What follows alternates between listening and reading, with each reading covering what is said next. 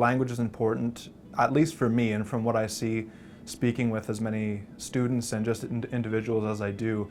A big part of it is identity. You know, when people ask, you know, what is it to be anything really? Like, what is it to be English or French or Spanish or whatever you might be? And in this case, you know, to be Anishinaabe.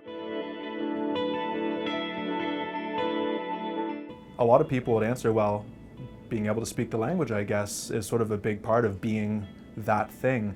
And with Indigenous identities being so disrupted these days, and for the last couple hundred years through colonization, a lot of people are struggling to regain a sense of identity. And I think it's one of the most powerful ways to reclaim that is through learning a mother tongue or ancestral language. And it's certainly done that for me. In my family, we have a lot of history of speakers on both sides.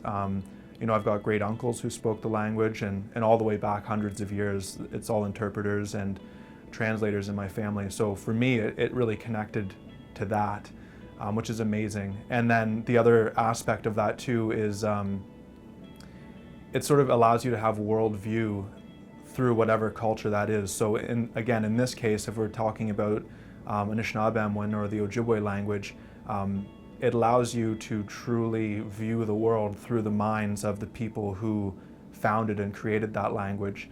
And it effectively gives you a roadmap and inventory of the surrounding woodlands that we're in, even things like just knowing what types of plants and animals and medicines to use for certain things. They're all bound up in the names, like, you know, something like Ogumok is a black ash tree, Ogim is a snowshoe, so Ogumok means literally snowshoe tree. So just through knowing the name, you know what to specifically do with that wood from that tree. So in that way, it's sort of like, you know, a flyer at the hardware store, if you will, you know, for using the resources around you. So really important for those types of things, you know, looking at the natural world in a different way.